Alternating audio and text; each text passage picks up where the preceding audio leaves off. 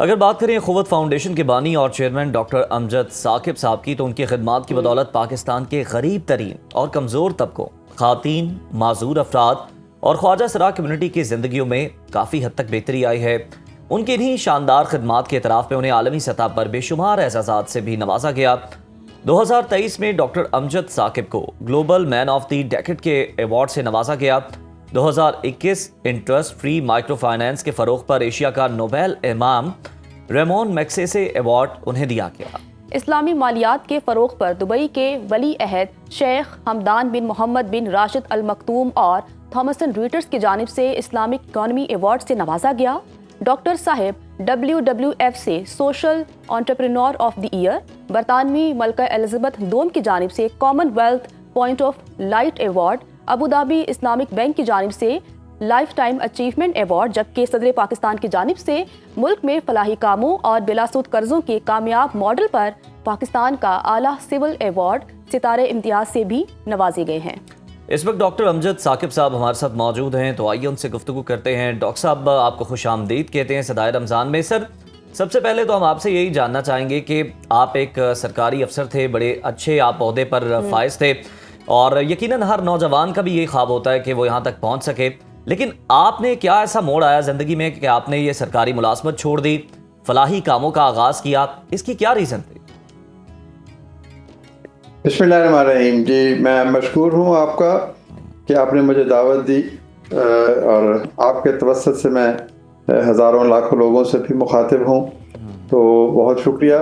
میں سب کو رمضان کی ان نیک ساعتوں کے توسط سے مبارکباد پیش کرتا ہوں اور دعا گو ہوں۔ دوسری بات، آپ نے کہا کہ آپ نے ایک اچھی بھلی ملازمت چھوڑ دی، تو نوجوانوں کو کیا پیغام ملنا چاہیے؟ تو نوجوانوں کو پیغام یہی ملنا چاہیے کہ جو عزت ہے نا، وہ طاقت میں نہیں ہے، عزت خدمت میں ہے۔ جو آدمی خدمت کرتا ہے، خدا کے بندوں کے راستے میں بکھرے ہوئے کانٹے بکھیرتا ہے، کسی کی آنکھوں سے بہتے ہوئے آنسو پوچھتا ہے، تو اس کو اللہ تعالیٰ کی ذات عزت بھی دیتی ہے، رزق بھی دیتی ہے، اور اس کی زندگی میں سکون اور خوشیاں بھی آتی ہیں۔ تو اگر کوئی نوجوان زندگی میں کامیابی کا خواب دیکھتا ہے، تو اس کو یہ ضرور اس پہ غور و فکر کرنا چاہیے کہ کامیابی خدا کی رضا میں ہے اور اس کے بندوں کی خدمت۔ اچھا سر، بتائیے گا کہ اخوت کی جانب سے اب تک کتنے خاندانوں کو بلا سود قرضے فراہم ہو چکے ہیں، اور یہ بھی بتائیے گا کہ آپ کے خیال میں جو بلا سود قرضے فراہم کر رہے ہیں وہ کس طرح سے ان کی مالی مدد کر رہے ہیں؟ جی ہاں، الحمدللہ پورے پاکستان میں، چاروں صوبوں میں، گلگت بلتستان میں، ٹرائبل ایریاز میں، ڈسٹرکٹس میں، آزاد کشمیر میں، ہر جگہ پر ہمارے دفاتر ہیں، اور الحمدللہ ہم 42 لاکھ کے قریب خاندانوں کو تقریباً 270 ارب روپے کی رقم بطور قرضہ پیش کر چکے ہیں، اور اللہ کے فضل و کرم سے یہ بغیر سود کے ہیں۔ یہ مساجد اور دیگر مذہبی عبادت گاہوں میں بیٹھ کر دیے گئے ہیں، وہ اخاد مدینہ کی درخشاں روایت کی پیروی میں دیے گئے ہیں، ان میں سود نہیں ہے۔ اور ان سے ان کی زندگی میں کیا فرق پڑا، میں یہ تو دعویٰ نہیں کرتا کہ ان قرضوں سے ان کی غربت ختم ہو گئی، لیکن کم ضرور ہوئی ہے، اس کی شدت میں کمی آئی ہے، اور ساتھ ہی ان کو یہ احساس ہوا ہے کہ حکومت اور اداروں کے طرح سول سوسائٹی اور عام آدمی پاکستان کا، جس کے پاس اللہ تعالیٰ نے جس کو وافر رزق اور وسائل دے رکھے ہیں، وہ بھی ان کے ساتھ کھڑا ہے۔ یعنی یہ ادارہ جو ہے، یہ دینے والے جو ہیں، ان سے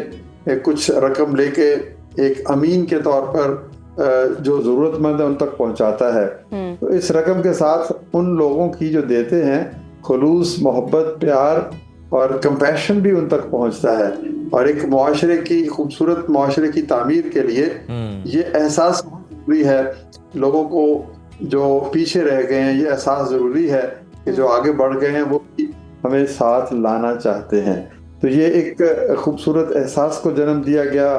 لوگوں کو اعتماد آیا، انہوں نے کام کیا، انہوں نے بھیک نہیں لی،